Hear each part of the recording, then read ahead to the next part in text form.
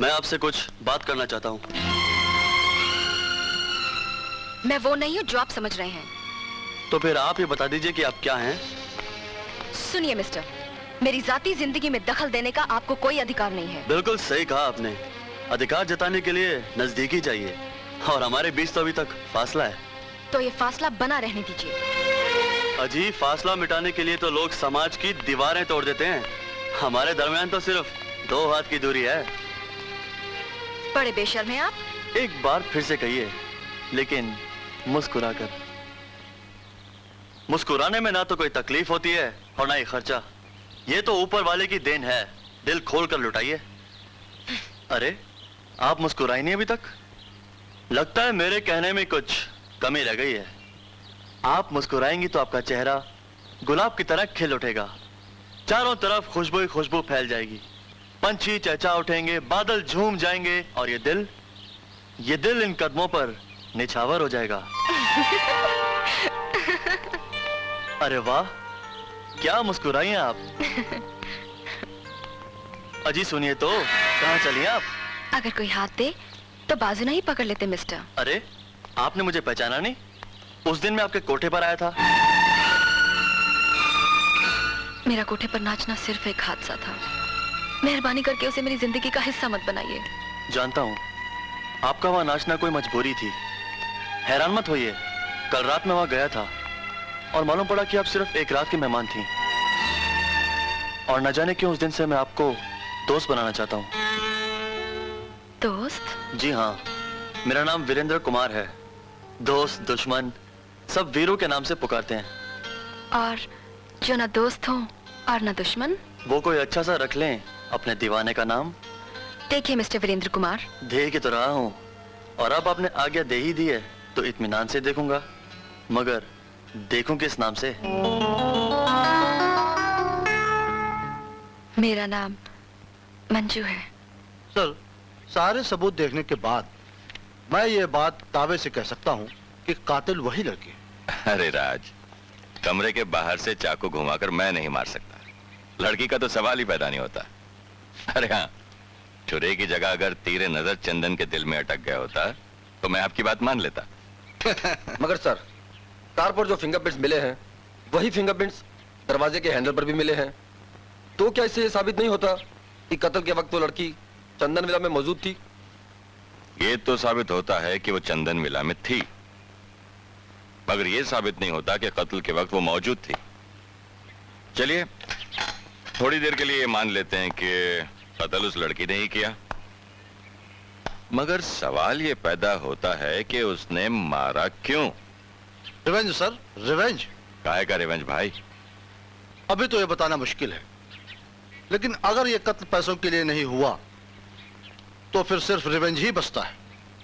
10 लाख छोड़ जाने का मतलब ये भी निकलता है कि बात 10 लाख से बहुत ज्यादा की थी, और कत्ल करने वाली या कत्ल करने वाला ये रुपए इसलिए छोड़ गया है कि आप ये समझें कि कत्ल पैसों के लिए नहीं हुआ। मगर सवाल ये पैदा होता है कि चंदन सेठ रात के 1 बजे 10 लाख रुपए लेकर किसका इंतजार कर रहे थे? इंतजार सर? जी हाँ, उस आदमी ने चंदन के सामने बैठकर उसके साथ शराब पी, और इस होशियारी से कि अपनी उंगलियों के निशान तक ग्लास पर आने नहीं दी। वो आदमी चंदन के बहुत करीब होगा। सर, चंदन को श्रद्धांजलि देने वाले लोगों में एक ऐसी औरत भी थी जो चंदन की लाश के पास जाकर इस तरह रोई जैसे कि उनकी बहुत करीब रही हो। पता क्या कौन थी वो? वहां से निकल पाना मुमकिन नहीं था सर, क्योंकि वीरू भी वहां मौजूद था। ये औरत तो नहीं थी? यस सर, यही थी वो औरत। मे आई कम इन? आइए वकील साहब, कम इन। आपने चंद्र कुंवर की वसीयत मांगी थी ना? जी। तो वो मैं ले आया।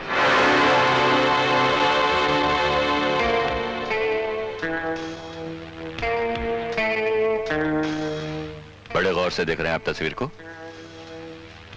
बैठिए ना। शुक्रिया। क्या आप इन्हें पहचानते हैं? पहचानने की भी खूब कही एसपी साहब। मैं तो ये सोच रहा था कि शरीफ घराने की औरत और एक खूबसूरत बच्ची की तस्वीर पुलिस स्टेशन में कैसे पहुंची? आप भी तो एक शरीफ और इज्जतदार वकील है ना साहब। चंदन मेरा क्लाइंट ही नहीं था एसपी साहब, बल्कि मेरा दोस्त भी था। मैं जानता हूं आप उनके बहुत करीब थे, मगर इत्तेफाक देखिए, उनका कत्ल भी उनके किसी करीबी दोस्त ने ही किया, और हमारे पास कोई सबूत नहीं। खैर, ये तो आप लोगों का काम है। मैं तो चंद्र कुमार के कातिल की तलाश में पुलिस की मदद करना अपना फर्ज समझता हूं। Good bye. गुड बाय वकील साहब।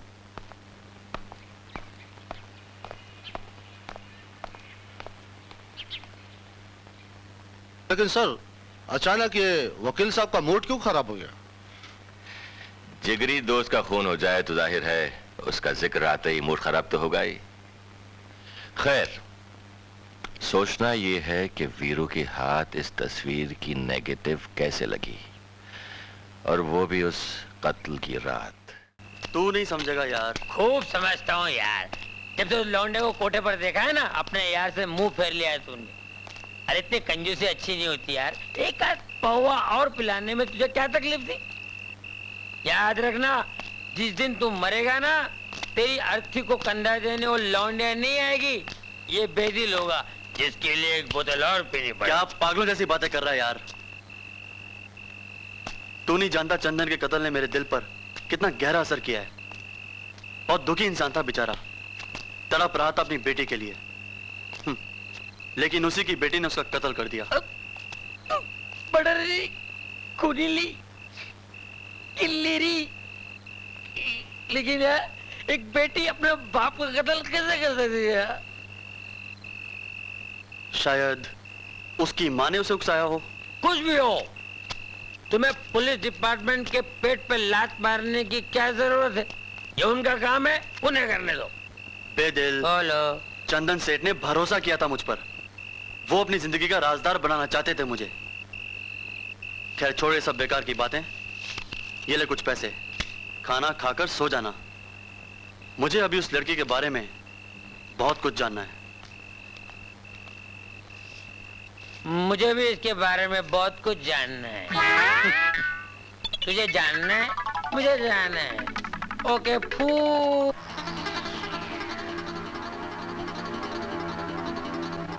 पापा, पापा, अरे अरे ये क्या कर रही हैं आप? पापा हम आपकी गोदी में बैठ के नाश्ता करेंगे। अरे भाई, हमारे कपड़े खराब हो जाएंगे, हमें काम पर जाना। आप तो कहते हैं दुनिया में हमसे अच्छी कोई चीज ही नहीं है। अरे हमारी बिटिया से तो बातों में कोई जीत ही नहीं सकता। पापा, हमें अपनी बाहों में ले लो। आप कहाँ चले गए पापा?